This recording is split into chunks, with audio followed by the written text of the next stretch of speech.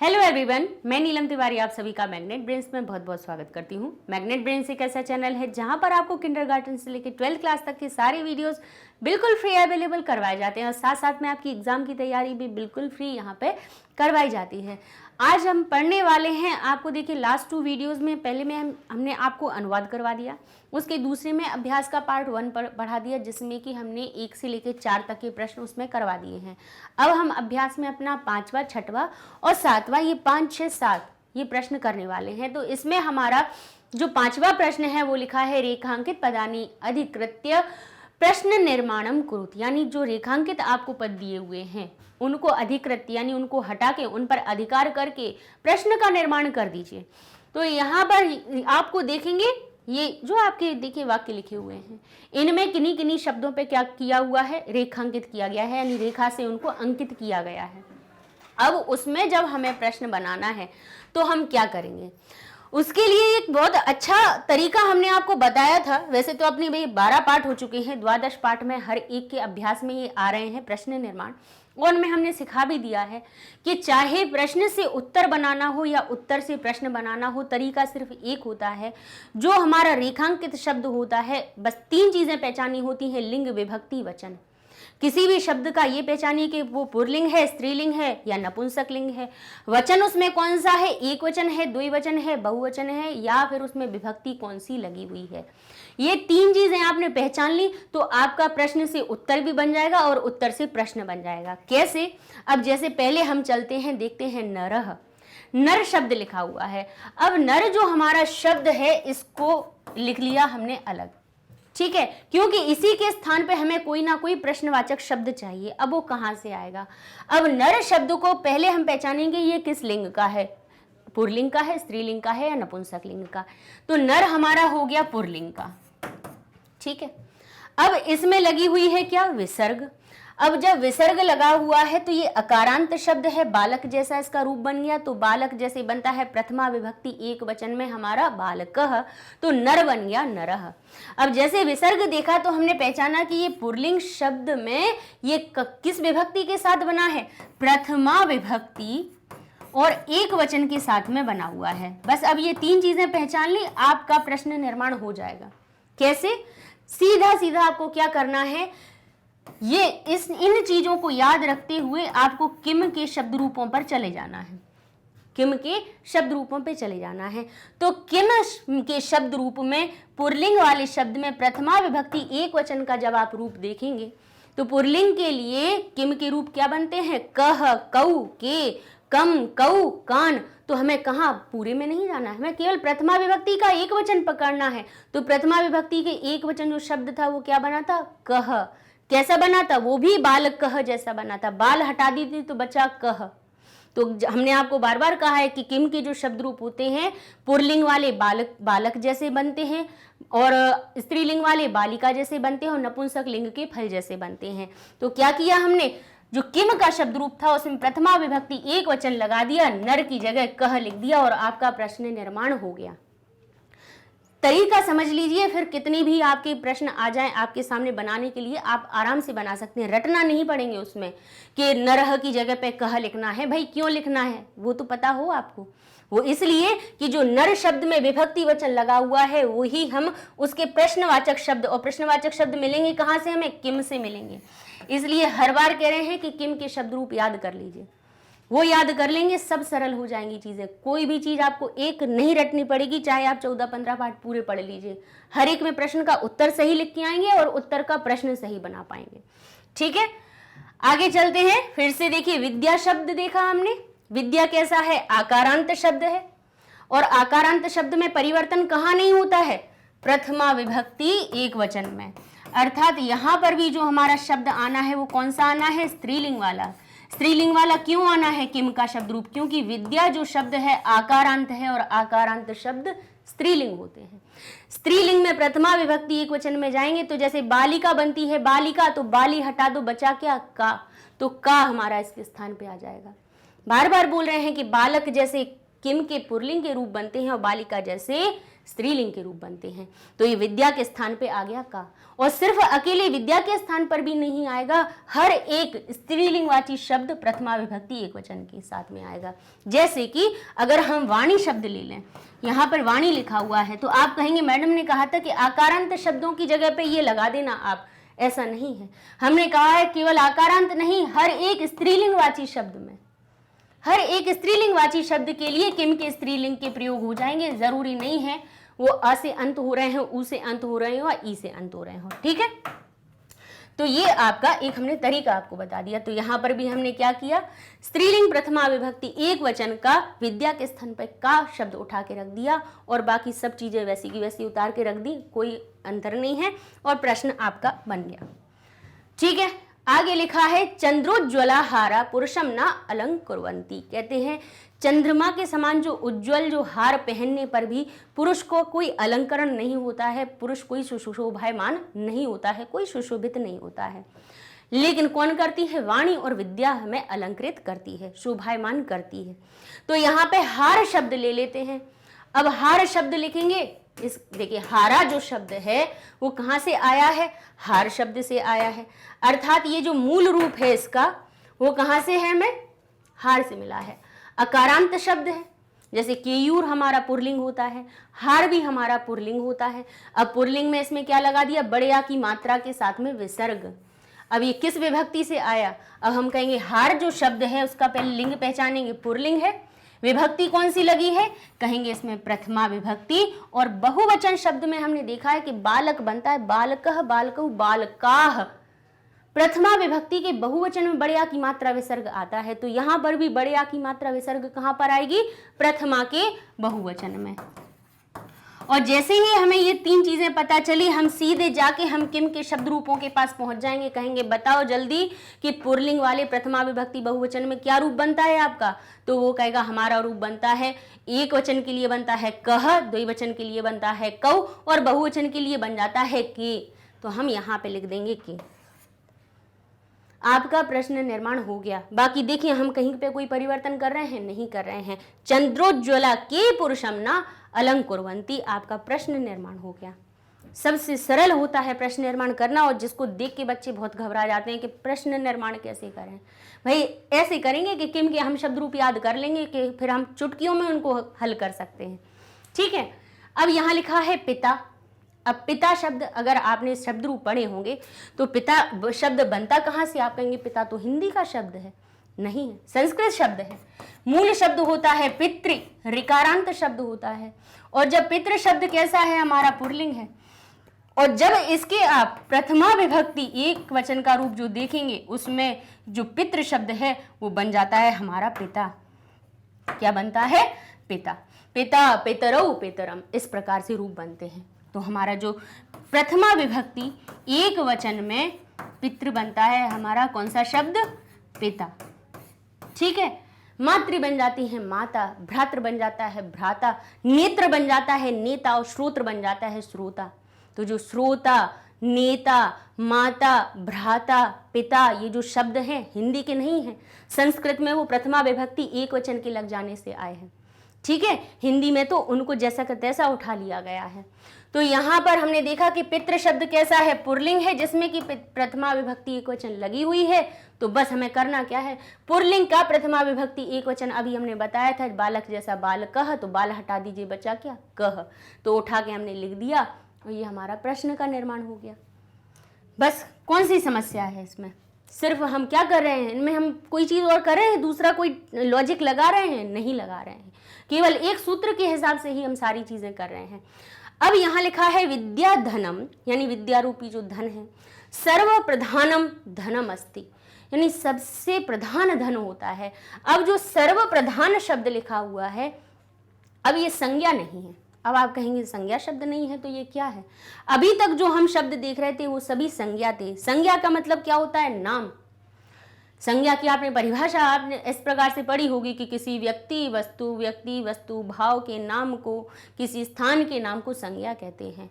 हम एक शब्द में बता दे रहे हैं कि संज्ञा का मतलब नाम, किसी भी चीज का नाम, दुनिया में जितनी चीजें दिख रही हैं उन सभी के नाम को संज्ञा कहते हैं। तो यहाँ पर अभी तक नर, विद्या, हार, ये सभी चीजें क्या आ रही थी? पिता, ये नाम था। क्या थे? नाम थे। लेकिन ये सर्वप्रधान शब्द क्या है? सर्वप्रधान विशेषता आ गई है कि सबसे प्रधान। अब से सबसे प्रधान नाम नहीं है, ये कहेंगे वह व्यक्ति सब में प्रधान है। ठीक है, हम कहते हैं वह जो बालक है सर्वप्रधान है, यानी सभी लोगों में सबसे प्रधान जो प्रमुख है, सबसे प्रमुख वो है, सबसे अच्छा वो है। तो जो सर्वप्रधान शब्द है वो कैसा है? विशेषण बता रहा है। किसका? विद्यारूपी धन का। विद्याधन, विद्याधन क्या है? नाम है।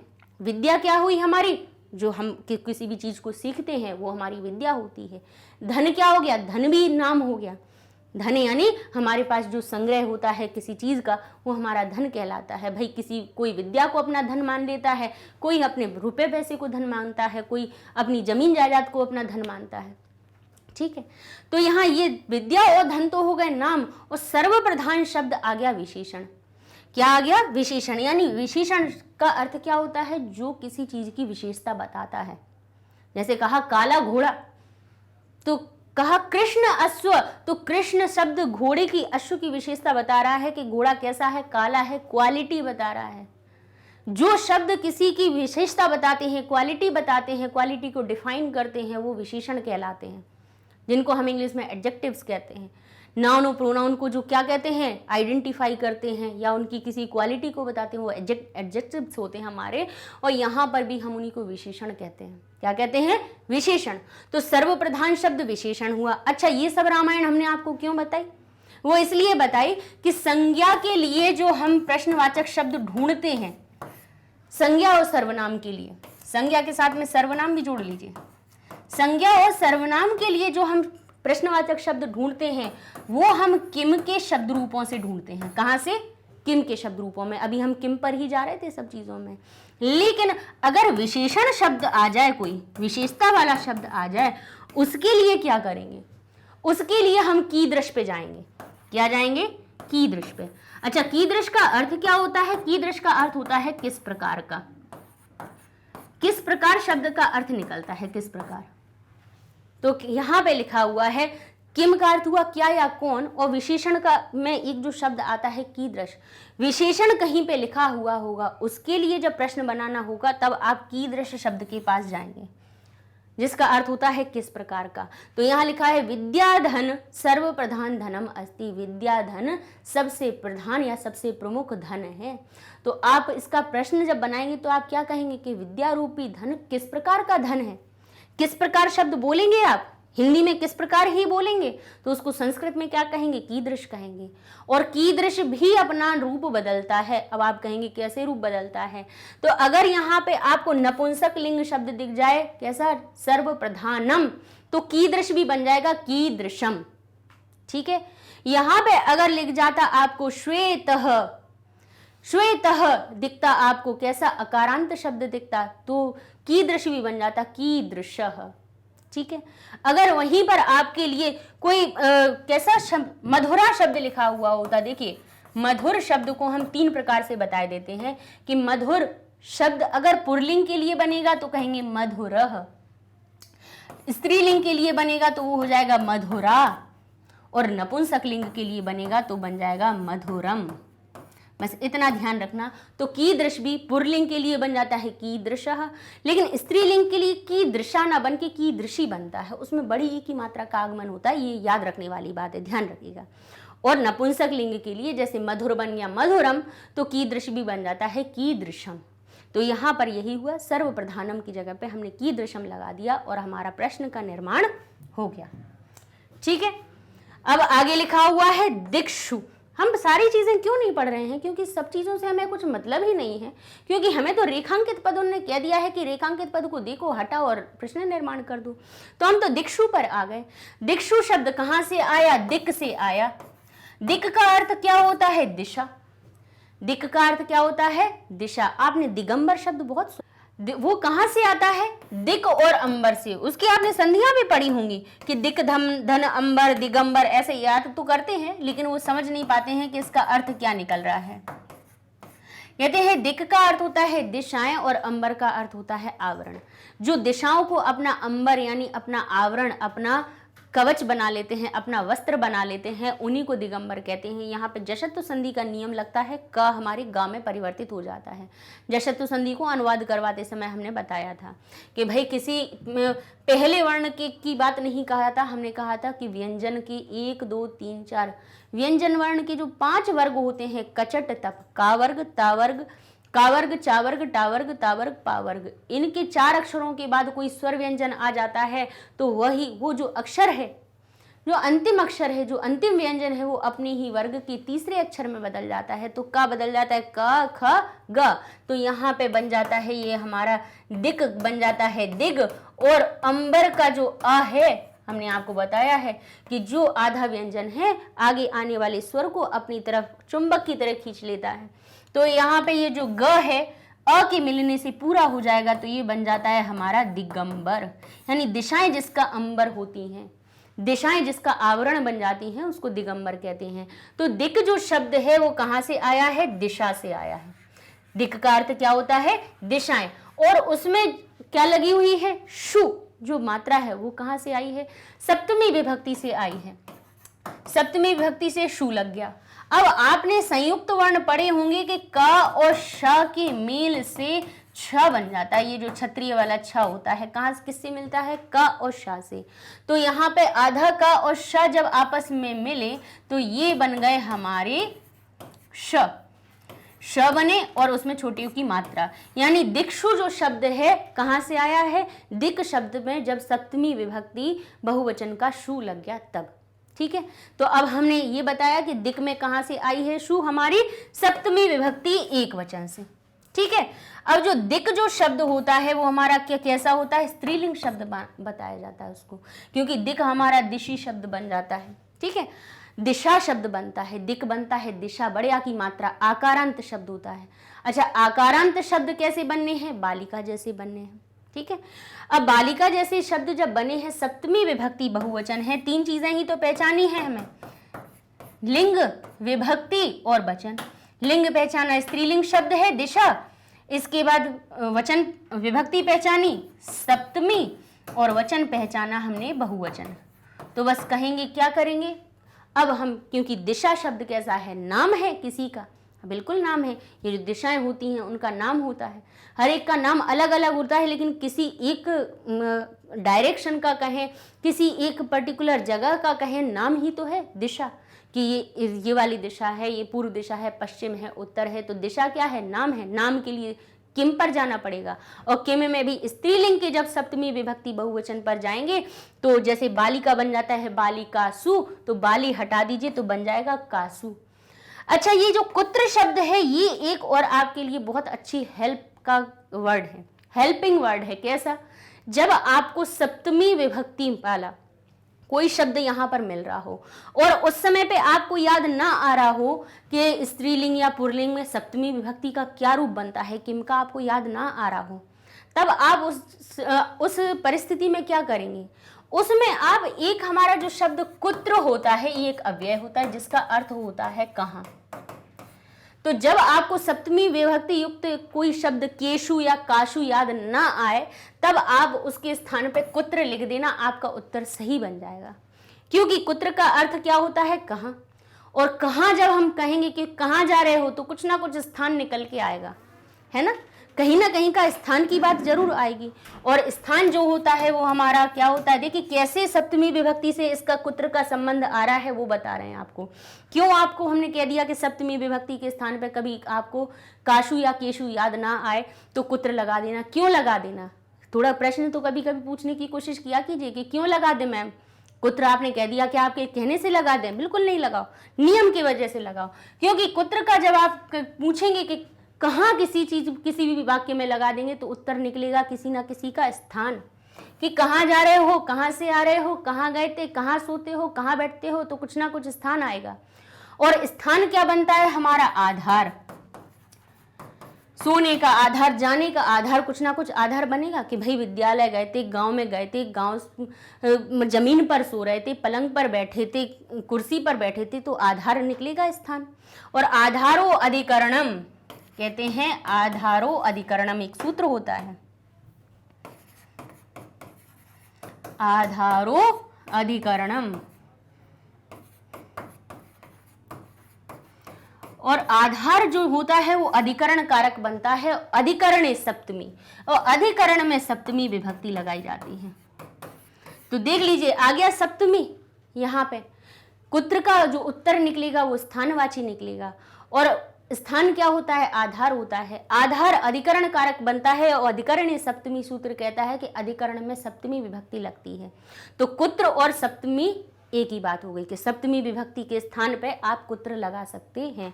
अगर आपको किस परिस्थिति में, जब आपको सप्तमी विभक्ति के केशु, काशु, कासाम ये याद ना आए, तब आप ये कुत्र शब्द लगा सकते हैं। यानी कि बिल्कुल साधारण सी बात, अब याद रख लीजिए, ये इसलिए बताया कि आपको पता हो कि ये क्यों लगाया, उसका उत्तर हमने ये इसके द्वारा बता दिया।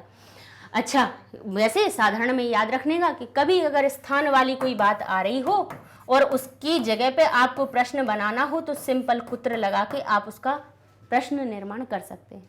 ठीक है, संख्या के लिए कोई संख्या लिखी हुई हो, उसके लिए आपको प्रश्न निर्माण करना हो तो उसके स्थान पे कति लगा देना, जिसका अर्थ होता है कितने। कति लगा दीजिएगा, आपका प्रश्न बन जाएगा। एक, द्वयः, त्रयः, चतुर, पंच, षट, सप्त, जो भी लिखा हुआ हो, संख्या लिखी हुई हो, उसके स्थान पे कति लगा देंगे, आपका प्रश्न बन जाएगा। ठीक है, तो इस प्रकार के ये छोटे छोटे से शब्द होते हैं जो सहायक शब्द होते हैं, जिनके प्रयोग से हम बहुत ही जल्दी किन्हीं भी चीज़ों को कर लेते हैं। ठीक है, तो इस तरह से ये 5वां प्रश्न आपका पूरा होता है। इसीलिए ध्यान कीजिए, प्रश्न निर्माण सीखना है। 12वें पाठ तक आ गए हैं, हम डेली यही बात बताते हैं कि किम शब्द के रूप याद कर लीजिए। ठीक है, आगे वाला प्रश्न है पूर्ण वाक्यन प्रश्नानाम उत्तराणि लिखत, यानी पूर्ण वाक्य के द्वारा प्रश्नों के आप उत्तरों को लिखिए। तो यहाँ क्या करना है, अब एक पद वाली बात को थोड़ा सा छोड़ देना है, अब हमें एक वाक्य में लिखना है। लेकिन तरीका तो वही है कि प्रश्नवाचक शब्द बता देगा कि जो उत्तरवाची शब्द हो उसमें वही विभक्ति लगा देना, और वाक्य कहाँ से बना देना है, हमें प्रश्न से देख के वाक्य बना देना है। हमने एक पद में भी आपको तरीका बता दिया है, वही तरीका यहाँ प्रयोग करना है। अब प्रश्न पढ़ते हैं, गुरुणाम गुरु का अस्ति। अच्छा, गुरु शब्द में कौन सी विभक्ति लगी है, षष्ठी विभक्ति बहुवचन। अणाम और नाम कहाँ लगाया जाता है, षष्ठी विभक्ति के बहुवचन में, और षष्ठी विभक्ति जिसमें लगती है उसमें का, की, के का अर्थ निकालते हैं। यानी गुरुओं की गुरु, गुरुओं की गुरु का अस्ति, यानी कौन है, गुरुओं की भी गुरु कौन है, तो आप कहेंगे विद्या। तो यहाँ पे विद्या शब्द आपको लिखना है, विद्या लिखना है। अब का शब्द कह रहा है हमसे कि इसमें आपको सिर्फ प्रथमा विभक्ति और एक वचन लगाना है, वो भी कौन सा, स्त्रीलिंग वाला। क्योंकि कह लिखा हुआ होता तो वो किससे आता है, पुरलिंग का होता है। का जो होता है स्त्रीलिंग का शब्द होता है, प्रथमा विभक्ति एक वचन का। और जो किम होता है वो नपुंसक लिंग का शब्द होता है। किसका होता है, नपुंसक लिंग का। तो यहाँ पे जो का शब्द है उसने कहा है कि उत्तर आएगा कोई ना कोई स्त्रीलिंगवाची शब्द में, और स्त्रीलिंगवाची शब्द जब उत्तर आए तो उसमें प्रथमा विभक्ति एक वचन लगा देना। तो हमारा उत्तर आ रहा है विद्या, और विद्या में प्रथमा विभक्ति एक वचन लगा भी दें तो उसमें कोई परिवर्तन होना नहीं है। तो हम इसको दो तरह से लिख सकते हैं कि विद्या गुरुणाम गुरु अस्ति, ऐसे लिख सकते हैं। या फिर आप कैसे लिख सकते हैं, गुरुणाम गुरु, का की जगह पे आप लिख देंगे विद्या, आप लिखेंगे गुरुणाम गुरु और का को हटा के आप लिख दीजिए विद्या और अस्ति लिख देंगे, आपका वाक्य सही बन जाएगा। ये मत सोचिएगा कि हम विद्या अगर पहले लगा दें तो अर्थ गलत हो जाएगा, बाद में लगा दें तो होगा, नहीं होगा। संस्कृत की सबसे अच्छी विशेषता यही है, आप किसी भी शब्द को कहीं पे भी अरेंज कर दीजिए, उसका अर्थ नहीं बदलने वाला। क्योंकि भाई गुरु नाम जो विभक्ति है इसने अपने अर्थ को अपने अंदर समाहित करके रखा है, चाहे ये पीछे भी लग जाएगा तब भी अर्थ निकलेगा गुरुओं की। अस्ति का अर्थ है तो वो है कहीं पे भी रख जाए उसका अर्थ है ही निकलना है, अर्थ नहीं बदलेगा। इसलिए चाहे तो आप लिख सकते हैं विद्या गुरुणाम गुरु अस्ति या गुरुणाम गुरु विद्या अस्ति, आपका उत्तर सही बनेगा। ठीक है, आगे लिखा है कीदृशी। अब क्या लिखा है, कीदृशी। कीदृश शब्द हमने क्या बताया था आपको, कीदृश कैसा होता है, विशेषणवाची शब्द होता है, यानी जिसमें किस प्रकार का अर्थ निकलता है। कह रहे हैं कीदृशी वाणी पुरुषम सम अलंकरोति, कहते हैं किस प्रकार की वाणी पुरुष को समान रूप से अलंकृत करती है। कैसी वाणी अलंकृत करती है, बोले वाणी अलंकृत तो करती है, लेकिन वो जो कैसी होती है, या संस्कृताधार्यते, जो संस्कृति को धारण किए हुए होती है। तो हम क्या कहेंगे, संस्कृता वाणी। अब कीदृशी कह रहा है कि संस्कृत जो शब्द आएगा वो कैसा आएगा, स्त्रीलिंगवाची आएगा, तो संस्कृत बन गया संस्कृता। कीदृशी वाणी, तो कीदृशी के जैसे यहाँ पे आ गया संस्कृता वाणी पुरुषम सम अलंकरोति। तो कीदृशी में प्रथमा विभक्ति एक वचन था, तो संस्कृता शब्द में भी, संस्कृत शब्द में भी हमने उसको स्त्रीलिंग बना दिया, तो संस्कृत बन गया संस्कृता, और उसमें प्रथमा विभक्ति एक वचन लगा दी, तो उसमें कोई परिवर्तन हुआ नहीं। तो हमारा इस प्रकार से ये उत्तर बन गया। आगे देखते हैं, व्यय कृते किम वर्धते, व्यय करने पर क्या बढ़ता है। अब किम जो शब्द है कैसा है, नपुंसक लिंग। अभी आपको बताया था कि जो किम आपको दिखेगा, अब किम आपको कभी ऐसा भी दिख सकता है या फिर इस प्रकार का भी दिख सकता है, ठीक है। ये एक हमारी मोनुस्वार संधि होती है, उसके नियम की वजह से ये होता है कि कहीं पे वो माँ अनुस्वार में परिवर्तित हो जाता है, लेकिन ये नहीं है कि इसका अर्थ कुछ अलग हो, इसका अर्थ कुछ अलग हो, कुछ नहीं, समान है, भाई भाई है, ठीक है। बस रूप कहीं कहीं पे बदल लिया, कभी पैंट शर्ट पहन के खड़े हो गए तो कभी कुर्ता पजामा पहन लिया, बस अंतर यही है। ऐसा नहीं कि वो शब्द ही बदल गया, उसका अर्थ बदल गया, नहीं। तो किम कहां से आता है, हमारे नपुंसक लिंग के प्रथमा और द्वितीया दोनों में ही आते हैं, द्वितीया के एक वचन में। तो जो उत्तर आएगा वो कैसा आना है, नपुंसक लिंग का आना है, प्रथमा या द्वितीय विभक्ति का एक वचन लगेगा। अब चाहे प्रथमा का एक वचन लगा दें तब भी फल फलम बनता है, द्वितीय लगा दें तब भी फल फलम बनता है। तो जो भी उत्तर आएगा उसका एक ही जैसा अर्थ निकलना है, एक ही जैसा रूप बनेगा। तो कहते हैं व्यय करने पे क्या बढ़ता है, तो क्या बढ़ता है, विद्या रूपी धन।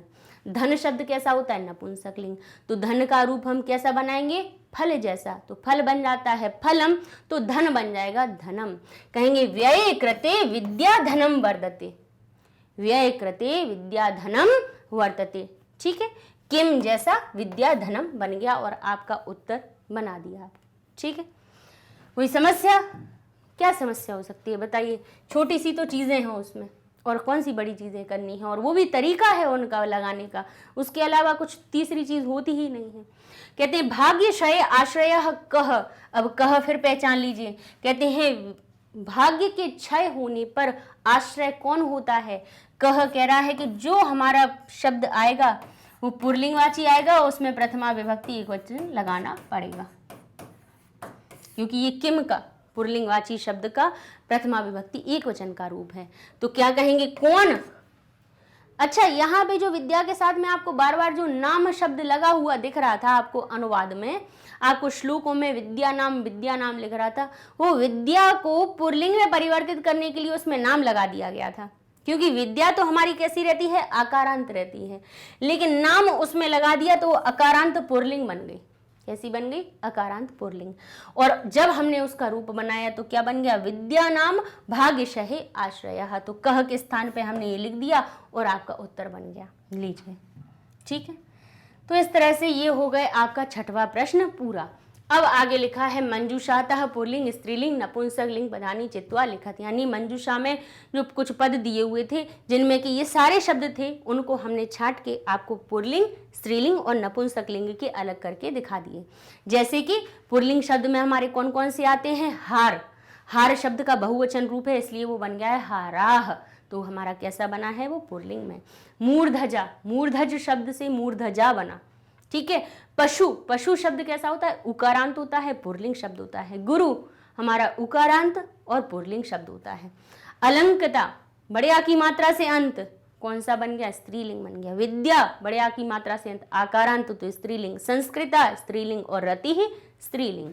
भूषणम, माँ हलंत वाले तो सब नपुंसक लिंग में पहुंच ही जाते हैं। भूषणम, धनम, सततम, कुसुमम, ये सब हमारे नपुंसक लिंग में हो गए, ठीक है। तो मंजूषा में दिए हुए थे शब्द, तो उनको छांट के हमने आपके लिए यहाँ पे अलग कर दिए हैं। लिख लीजिएगा। और कई बार पहचान अपनी हमने अनुवाद में भी बता दी, अपने अभ्यास कार्यों में भी बता दी कि अकारांत शब्द प्रायः पुल्लिंग में होते हैं, आकारांत स्त्रीलिंग में होते हैं, और हमारे माँ हलंत से अंत होने वाले शब्द नपुंसक लिंग में पहुंच जाते हैं, छांटते हैं तब। ठीक है, तो इस तरह से ये पाठ हो गया पूरा, अभ्यास भी हो गया इसके पूरे। नेक्स्ट वीडियो में हम अगला आपका 13 पाठ है अमृतम संस्कृतम, उसको हम शुरू करेंगे। संस्कृत जो अब हम पढ़ रहे हैं, अपनी भाषा, आपका विषय है लेकिन है तो ये हमारी भाषा, इसकी क्या विशेषताएं हैं, इन सब चीज़ों को हम अगले पाठ में 13 में पढ़ेंगे। अच्छा, ये सारे वीडियोज़ आपको हमारी वेबसाइट पर भी मिल जाएंगे। गूगल पे जाएंगे, आप लिखेंगे magnetbrains.com, तो आपके सामने वेबसाइट पेज ओपन हो जाएगा। यहाँ पे आपको क्लासेस दिखेंगी, तो आपको क्लास 7 सिलेक्ट किया तो क्लास 7 के सब्जेक्ट्स आ गए आपके सामने। अब आप संस्कृत पे जाएंगे तो संस्कृत का पेज ओपन हो जाएगा। यहाँ आपको चैप्टर वाइज वीडियोस मिल जाएंगे। ठीक है, आप जिस चैप्टर को क्लिक करेंगे सिर्फ आपके सामने उसी के वीडियोस आएंगे, उसी पाठ के, उससे ज़्यादा नहीं आएंगे। यूट्यूब की प्लेलिस्ट में तो सब दिखते हैं, लेकिन यहाँ पर केवल चैप्टर, जैसे आप पहले चैप्टर पे गए और आपने पहला वीडियो क्लिक किया तो सिर्फ आपको अनुवाद वाला ही आएगा।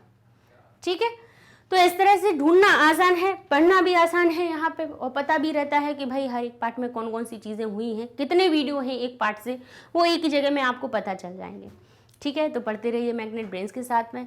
नेक्स्ट वीडियो में मिलिए जिसमें कि हम अपना नया पार्ट शुरू करेंगे। तब तक के लिए धन्यवाद।